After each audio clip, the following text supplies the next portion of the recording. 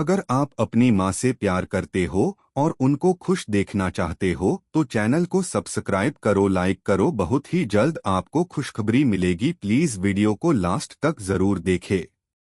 कहानी 10वीं पास बहू का जिंदगी का एक सांग।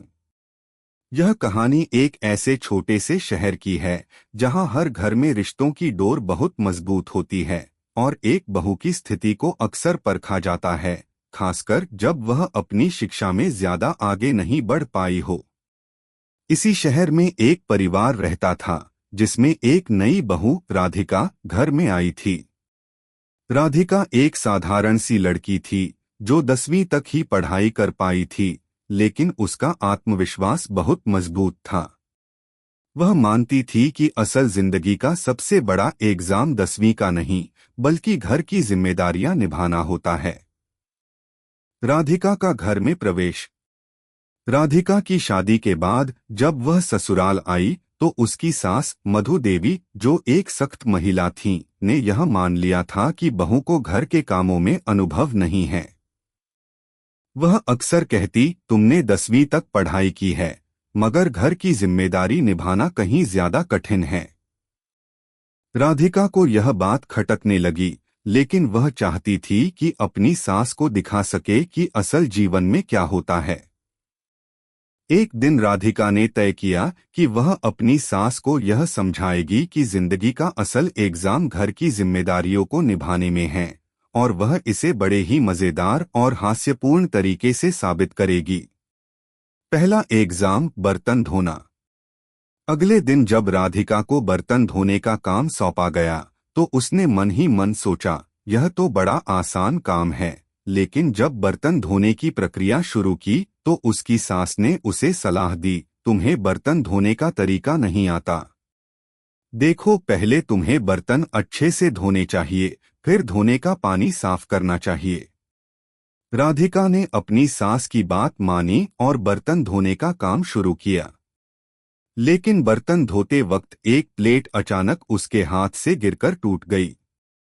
राधिका घबराते हुए बोली, अरे, ये क्या कर दिया मैंने? लेकिन सास मधु देवी ने हंसते हुए कहा, कोई बात नहीं बहू, बर्तन तो टूटते रहते हैं, मगर तुम हिम्मत रखना। असल जिंदगी का एक साम यही है कि बुरे वक्त में भी कैसे खुद को संभाल पाते हो। राधिका ने उसी वक्त यह ठान लिया कि वह कभी हार नहीं मानेगी और बर्तन धोने की कला में पूरी तरह निपुण होगी।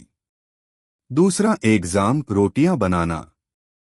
एक और दिन राधिका को रोटियां बनाने का काम सौंपा गया। रोटियों को बेलने से लेकर तवे पर सेंकने तक हर एक कदम में राधिका को अपने आप को साबित करना था।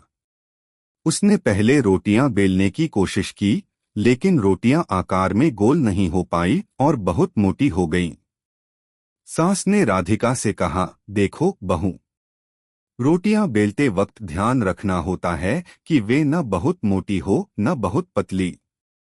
राधिका ने यह समझा और उसे हंसी भी आ रही थी कि यह काम भी कितनी चुनौतीपूर्ण हो सकता है। क्या यही असल जिंदगी का एग्जाम है? उसने सोचा। लेकिन उसने हार नहीं मानी।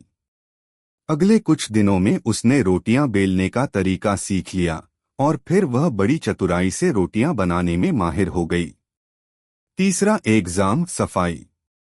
साफ सफाई का काम राधिका के लिए नया नहीं था, लेकिन घर के कोने कोने में धूल मिट्टी छुपी रहती थी और वह भी बिना किसी को दिखे सफाई करने का तरीका सीखना चाहती थी। सास ने उसे साफ सफाई का तरीका समझाया, लेकिन राधिका ने इसे एक मजेदार अंदाज में करने की योजना बनाई। वह सफाई के दौरान पंखे को घुमा घुमा कर सफाई करने की बजाय अपने कदमों को लयबद्ध तरीके से रखकर सफाई करती थी, जिससे पूरा काम हंसी में बदल जाता। एक दिन जब सास ने उसे देखा तो वह चौंकी और बोली, बहू, तुम तो घर को डांस फ्लोर बना देती हो। राधिका हंसते हुए बोली, जी सासू माँ, जिंदगी का एग्जाम भी तो ऐसे ही मजेदार तरीके से देना चाहिए। चौथा एग्जाम, रिश्तों का संतुलन। राधिका को यह भी समझने में वक्त लगा कि घर के रिश्तों को संतुलित रखना सबसे बड़ा चुनौतीपूर्ण काम हो सकता है। सास और ससुर के साथ उसे अच्छी समझ बनानी थी, साथ ही अपने पति राहुल के साथ भी अच्छे रिश्ते बनाए रखना थे। एक दिन सास और बहू के बीच छोटे मोटे मुद्दे खड़े हो गए और राधिका को यह समझ नहीं आ रहा था कि वह इन दोनों को कैसे सुलझाए। राधिका ने इसे भी हल करने का एक मजेदार तरीका निकाला। उसने अपने पति राहुल को एक ऐसा कार्ड दिया जिसमें लिखा था, मुझे तुमसे बहुत प्यार है, लेकिन मुझे सास से भी प्यार है। राहुल हंसे और सास को भी यह मजेदार अंदाज पसंद आया। सास ने कहा, तुम तो हर मुश्किल को हंसी में बदल देती हो। बहू राधिका ने हंसते हुए जवाब दिया, जी सासू माँ, असल जिंदगी का एग्जाम यही है कि हर परिस्थिति को हंसी में बदला जाए, तभी तो जीने का असली मजा आता है। समाप्ति की ओर बढ़ते हुए राधिका ने अपनी सास को यह साबित कर दिया कि वह किसी भी एग्जाम में उतनी ही सक्षम है जितनी कि कोई भी स्नातक लड़की हो सकती है।